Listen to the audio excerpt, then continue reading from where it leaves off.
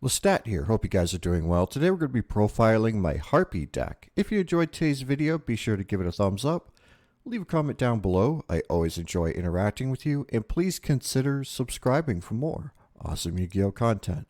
Without further ado, let's dive right into it. First, we're playing triple copies of the new Harpie's Pet Dragon, Fearsome Fire Blast. This is pretty much a free extender whenever you control one of your lower level Harpies. You're mostly going to be linking this off away to go into your link monsters, but it is a nice extender. Yes, I am proxying 2 copies because the mail recently has been horrendous. So just keep in mind 3 copies of Harpie's Pet Dragon, Fearsome Fire Blast.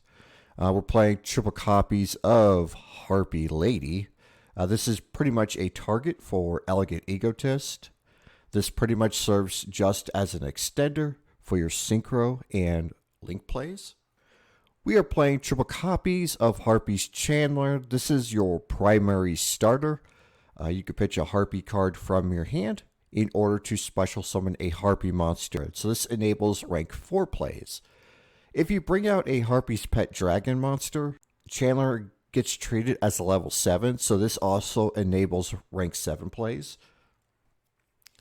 We're playing triple copies of Harpie's Perfumer. This is a follow-up starter from your Chandler. This could search for a spell and trap from your deck that mentions Harpie Lady and Harpie Lady's sisters in its text.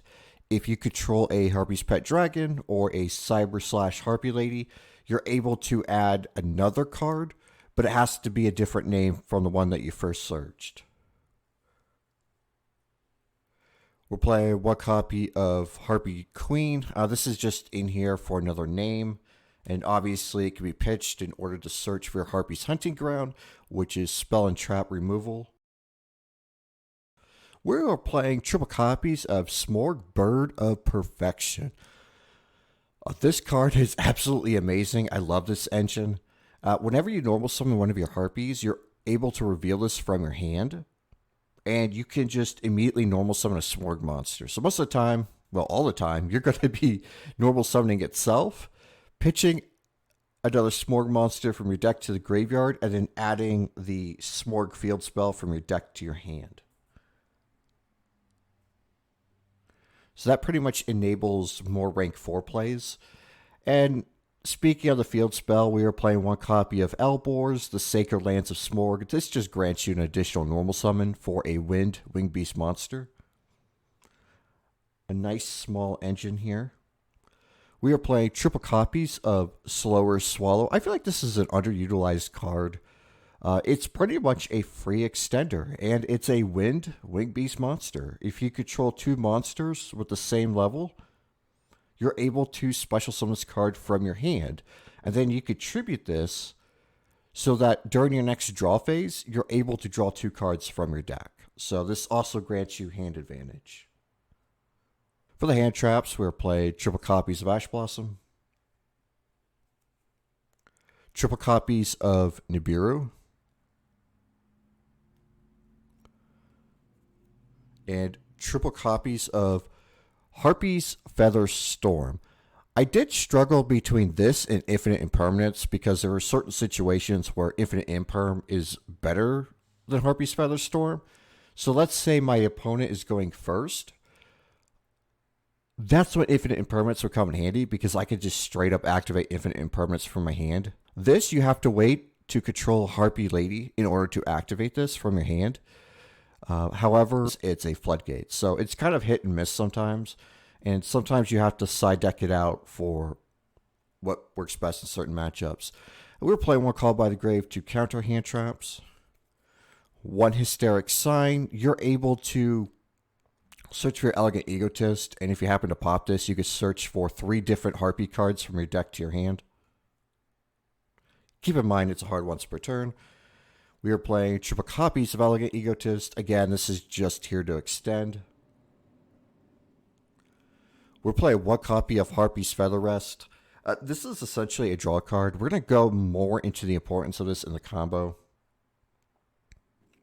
1 copy of Harpie's Feather Duster. It's really good that we play spell and trap removal, especially spell and trap removal that we can search with Harpie's Feather Storm. There are times when this becomes a dead card in certain matchups. Like if you're playing against a deck that isn't heavy back row, this just essentially becomes discard fodder for Chandler. So there are times you need to side this out. And last but not least, we are playing triple copies of Pot of Prosperity. This does conflict with some of the draw cards, but the thing is, if you're playing a pure Harpie deck, such as I, you kind of need to fix the consistency issue. Now, if you want to play a super competitive Harpie deck, you could play Tri Brigade because the consistency is already there. You don't need to worry about investing in cards like Prosperity.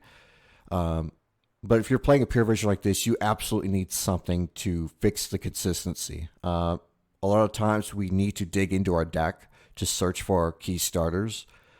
So yeah, triple Prosperity. If you want to know budget options, Pod Desires, because we do play a lot of 3-ofs. Upstart Goblin. These are cards that'll just straight up fix the consistency if you're on a budget. Getting right into the extra deck, we were playing one copy of Cyber / Harpie Lady. This card's amazing. Pretty much this card removes a monster on board whenever your opponent activates a spell and trap. The best thing about this, though, is that you don't need a tuner for this. You could treat one of your level 4 Harpies as a tuner and just send it with another level 4 monster to summon this. So this card is amazing. We're playing one copy of the Darkest Dragon Doom Rider. Again, Chandler is treated as a level 7 if you control a dragon. So this is another form of removal that you can go into. And the best part about this is that since it has a dragon as material, that removal effect becomes a quick effect. So we are playing one copy of that. We are playing another removal card in the form of a rank 4. We are playing one copy of Castel. Because we need to push for game, and this is essentially a rank 4 toolbox engine, we are playing one copy of number 39 Utopia, just so we can go into number S39 Utopia the Lightning. This is just here to push for game. We're playing one copy of Harpie's Pet Phantasmal Dragon. This card is amazing because it prevents your opponent from targeting Harpie monsters you control with card effects and attacks. And not only that, you can attack directly, which makes it essentially a one-card Zeus, which we are playing 2 copies of. So this is just removal. Getting into the Link monsters, we were playing one copy of Harpie's Conductor. This is able to protect your Harpie ladies by popping a spell and trap. And not only that, whenever a Harpie monster returns to your hand, you're able to remove an opponent's card. We're playing one Wind Charmer. This is just a generic Wind Link 2 monster. One Desperate Doom Eagle. This is here to push for an OTK. And not only that, this is able to spin cards from your opponent's graveyard back into the deck. That effect rarely comes up anymore, but it's still a good card for certain situations. We're playing one Nightmare Unicorn to spin monsters. One copy of Blackluster Soldier, Soldier of Chaos. So this card is amazing in this deck. Mainly because of Harpie's Pet Dragon, Fearsome Fire Blast. If you use that as material along with 2 other Harpies, this card cannot be targeted or destroyed by card effects. And then obviously you have the additional effects that you can gain to help push for game. So this is really cool. I really like this card a lot. Definitely a good investment if you're looking into Magnificent Mavens. We're playing one copy of Appaloosa, Bow the Goddess. This is a wind monster, so this helps you bypass certain restrictions, and not only that, you do get multiple negates. A very awesome card. And last but not least, we are playing one Underworld Goddess of the Closed World. Brag about this card all the time. It's my favorite Link monster. If you see my other videos, you know why I play it. So this concludes the main deck. Getting into the combo tutorial, first we're going to showcase a 2-card combo with Harpie Chandler and Harpie's Pet Dragon, Fearsome Fire Blast. First, we're going to normal summon Chandler, and because we control a level 4 Harpie, we're able to special summon Fearsome Fire Blast from our hand. Next, we're going to activate Harpie Chandler's effect. Keep in mind, we're going to have 3 cards in our hand, most likely a Harpie card, so we're going to pitch that Harpie card in order to special summon Harpie Perfumer from the deck. Harpie Perfumer's effect will activate, allowing you to add Elegant Egotist from deck to hand. And because we control a level 5 or higher monster, Harpie's Pet Dragon, we're able to add another card from deck to hand with Perfumer's Effect. Next, we are going to Link Summon.